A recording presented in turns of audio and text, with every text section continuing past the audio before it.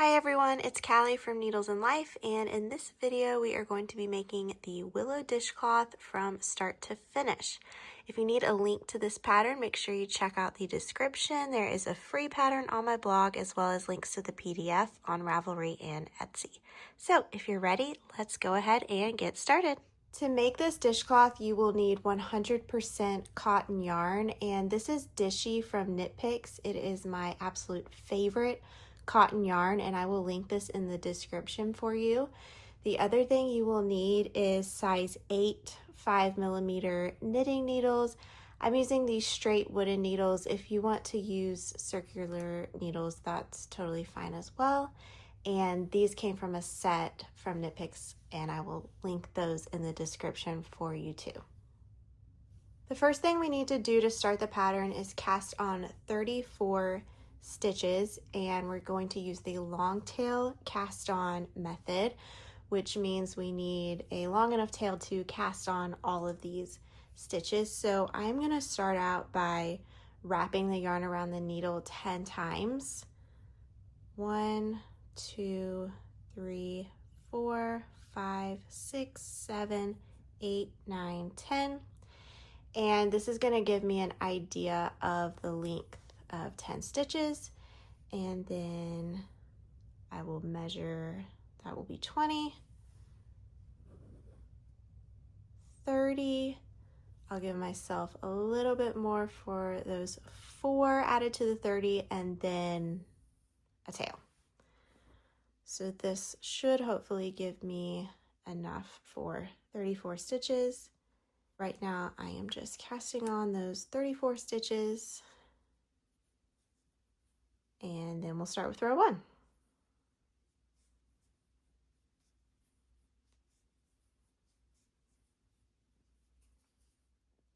All right, I have 34 stitches here, and I double and triple counted them. That is my best advice for you after casting on. Always double check your stitches, because even if you think you counted correctly, it is highly possible that you did not. So we are starting with row 1 now, and row 1 says to knit until you only have 2 stitches left. So I'm going to go ahead and start knitting, and we're going to slip those last stitches, and I will show you how to do that. This first row after you cast on can be a bit tight. That is totally normal. Even if you try to cast on loosely, it can still feel a little bit tight. Okay, I have 2 stitches left on my left needle, and the next thing the pattern says to do is slip the last 2 stitches with the yarn in back. And what that means is your working yarn here is going to be in the back like it already is. So just hang it out there. And all of the stitches, the slip stitches in this pattern, are slipped purlwise. And what that means is you insert your needle to slip it off as if you were about to purl this stitch. If you wanted to knit it, if you wanted to slip it knitwise, then you would insert your needle like this as if you were going to knit the stitch and then slip it off. So we're slipping them purlwise, so I'm inserting my needle like this, like I'm going to purl the stitch, and the yarn is in the back so it's not getting in the way, and I'm just going to slip it off, and then you're going to do the same thing with the last stitch. Insert it purlwise like you're going to purl it, and slip it off. Now if you are feeling comfortable enough to slip them both at the same time, you achieve the same thing. Just insert your needle into both stitches and slip them off. And now you're going to turn, and this is where it can feel very wrong. Okay, so row 2 says to purl 2, okay? And you're like, but my yarn is right here. And yes, I know it's weird that your yarn is right there on the 3rd stitch, but just trust me, you're going to knit these first 2 stitches anyway. So holding this yarn in the front here like you're going to purl, you insert your hook to purl this stitch, and then you yarn over. And I am knitting continental, so if you're knitting English style, this is a bit uncomfortable for me, but I believe you would insert your needle this way, okay?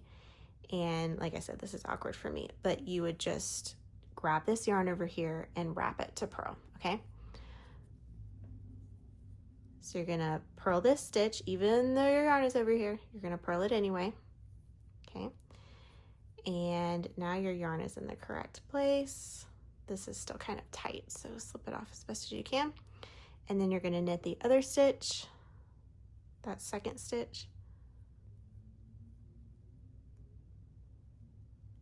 Okay, and this is where we are now. And then you're gonna knit across the rest of the row until you have 2 stitches left on this end. So I've moved the working yarn to the back and I'm going to start knitting.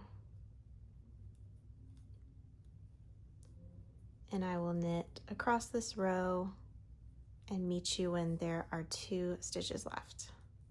And I'll show you how to slip those. All right, we are at the end of this row with 2 stitches left on the left needle. And these stitches are going to be slipped purlwise like the other ones, but the working yarn is going to be in the front. So you can bring it to the front and then just insert your needle in each stitch like you're going to purl it and slip it off the needle. And this is what it looks like after you do that. The working yarn is here in between the second and third stitches, and that is the correct way it should be. And then we're going to turn and start row 3. Row 3 starts with knitting the first 2 stitches, and like I just showed you, the working yarn is right here in between the second and third stitches. So you are going to insert your needle into that first stitch like you're going to knit it, and take this yarn, even though it's over here, and use it to knit this stitch. And then knit the second stitch. The reason for all the slipping and the yarn being in weird places is because we are creating an I-cord edge on the right and left side of this dishcloth, and the yarn plays a big part in kind of pulling those stitches into a curved position so that it looks like a really nice I-cord on the side. So this is one of those things where you just have to kind of trust the process and know that it is going to look correct once you get a little bit farther into the pattern. So we have knitted the first 2 stitches, and now the rest of row 3 says knit 1, purl 1 until you have 2 stitches left. So you are going to knit 1 and purl 1 and keep repeating that until 2 stitches are left. So just knit 1, purl 1, knit 1, purl 1, and I will meet you at the end of this row with 2 stitches left on my left needle. I am at the end of row 3 and I have 2 stitches left on my left needle, and these are going to be slipped with the yarn in the back. And just like all the other slip stitches in this pattern, they are going to be slipped purlwise. So we are inserting the needle into the stitch like we are purling it, and then slipping it off and doing the exact same thing with the second stitch. And you will see that the yarn is coming out right here. And we are going to turn and start row 4. And row 4 starts with purling the first 2 stitches. So even though the working yarn is coming out right here, we are going to use it to purl this stitch and then purl the second stitch. And then just like row 3, we are going to be repeating knit 1, purl 1 on this side as well. So it should be knit stitches in where you can see knit stitches here, and then if it's a purl, you will purl. We want it to be the same. So knit 1, purl 1, and repeat until you have 2 stitches left at the end of this row, and that's where I'll meet you. I am at the end of row 4 and I have 2 stitches left here on my left needle, and I'm going to slip them both with the yarn in front. So bring your working yarn to the front and then slip both of these stitches, and that is purlwise.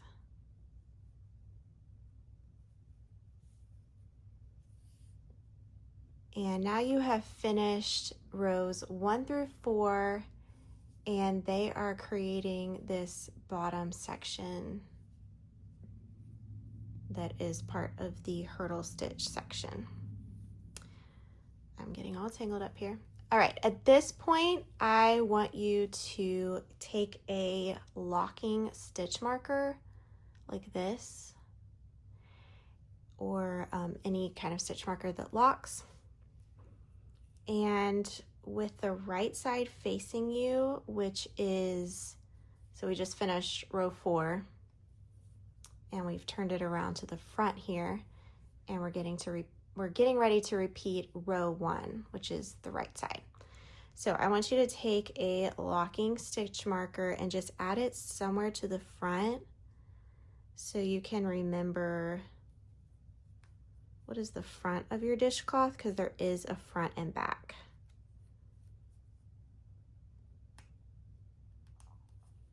All right, so I'm just gonna leave that on there until I finish. And now we are going to repeat rows 1 through 4 2 more times. So you work them a total of 3 times. So do 1 through 4 again, and then do 1 through 4 another time, and I will meet you when you finish that. I have finished working rows 1 through 4 2 more times. So now the next thing we are supposed to do is repeat rows 1 and 2 1 more time. So just rows 1 and 2, and row 1 is knit across the row until you have 2 stitches left.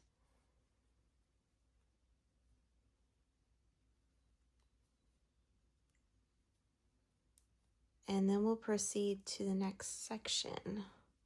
So I'll go ahead and knit until there are 2 stitches left.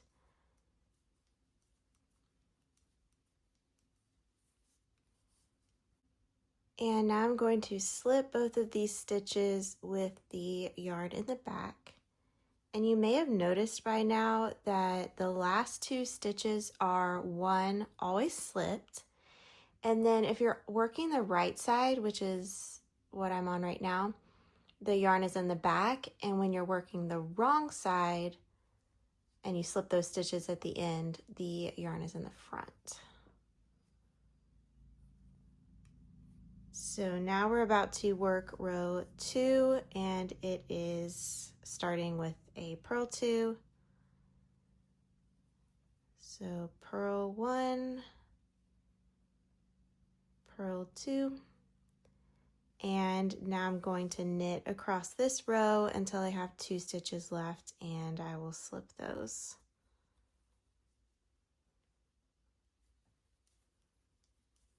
So I'm going to bring my working yarn to the front and slip both of these stitches purlwise with that yarn in the front. And I have now finished that bottom part of the dishcloth. I just love this texture. It's one of my favorites. And now we're ready to move on to the middle section, which is going to be all seed stitch, and I'll show you how to do that. We are now about to start the seed stitch section, and this section will have the same slip stitches at the end of each row, giving us this nice, beautiful I-cord edge on the side. And then the stitches in the middle will just be knit one, purl one. So I'm going to show you how to get started on that. So row 1 of section 2 begins with a knit 2 for the edge. And then we are going to knit 1, purl 1 until there are 2 stitches left so that we can slip them.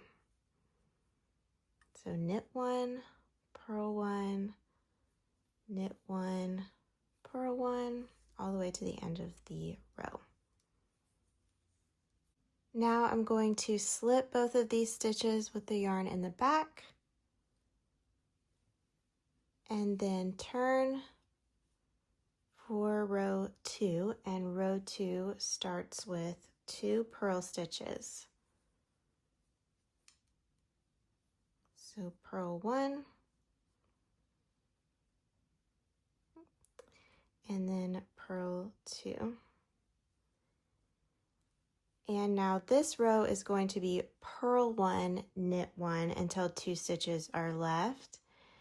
And when you're doing seed stitch, you can always look at what the last stitch was. So this you can see as a knit, and this is a purl.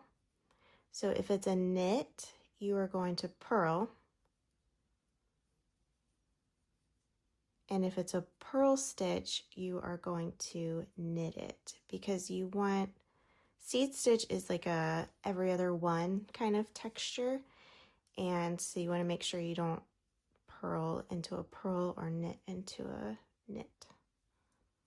So if you lose your place and you can't remember what stitch you're supposed to be doing, that's a little trick to help you remember. So I'm going to keep knitting 1 and purling 1 until there are 2 stitches left. Now, since I'm working the wrong side of my dishcloth, my stitch marker is over here on the front. I'm going to bring my working yarn to the front and slip both of these stitches with the yarn in the front. And that is all there is to the seed stitch section. Ugh, that is a tongue twister. Seed stitch section. And you're going to just repeat those rows over and over and over until your dishcloth measures 5 inches tall. So you want to make sure you have a measuring tape or a ruler or something that you can measure with. And that is when we will do a little transition row and then work this section at the top. So I will see you once you have 5 inches of dishcloth done. When your dishcloth is 5 inches tall and you are done with the seed stitch section, you want to make sure that you work row 1 one more time. It says to finish after row 1, so you'll want the back of your work or the wrong side facing you. So you can see here my little stitch marker I put on the front is back here and the wrong side is facing me. And now we're going to do a little transition row to give us the look of this final row right here that was all purl stitches on this side. So that's what this transition is for. And all you do is start with a purl 2 for the I-cord edge, and then we are going to knit all the way across this row until there are 2 stitches left, and we'll slip those like we have been on every other row. And I have 2 stitches left here, so I'm going to bring my yarn to the front and slip these purlwise. We are now ready to start the third section, which is another section of hurdle stitch like the bottom. And it starts with a knit 2.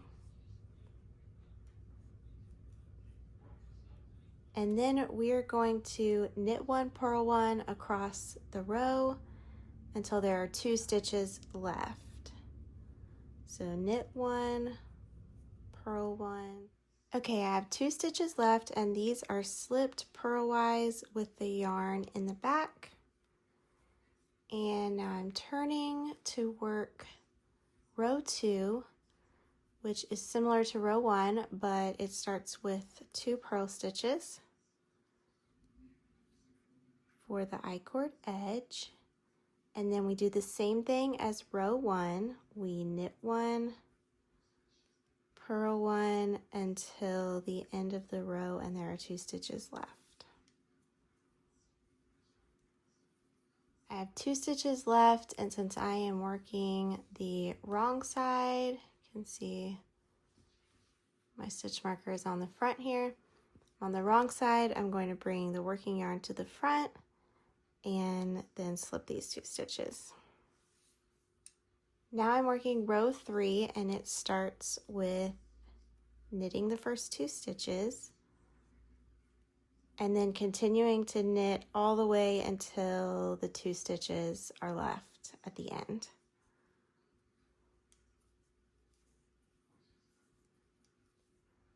Now with my yarn in the back, I'm going to slip these 2 stitches and turn and work row 4, which starts with purling the first 2 stitches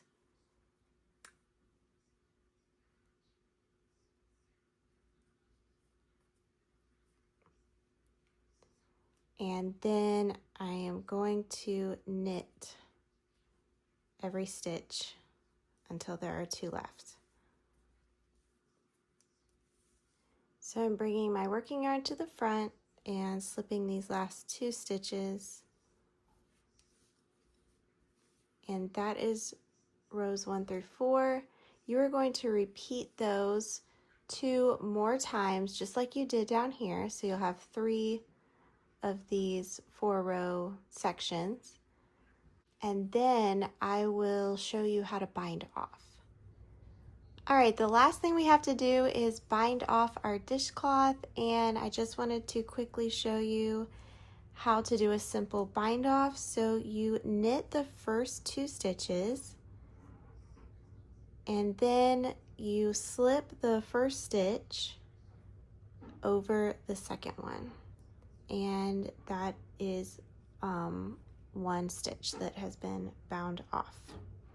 And then you knit the next stitch and slip the last one over it. Knit another stitch and slip the last one over it. And you keep doing that, knitting one, slipping the last one over it, all the way until you get to the end. And it'll start to look like this. And then you'll have 1 loop left, and you can just pull it out and weave it in. And that's all you do to finish this dishcloth. I hope you found this tutorial helpful. Thank you so much for visiting either my blog or the PDF, wherever you found this pattern. Thank you so much for making it. I hope this video helped you with any issues you might have.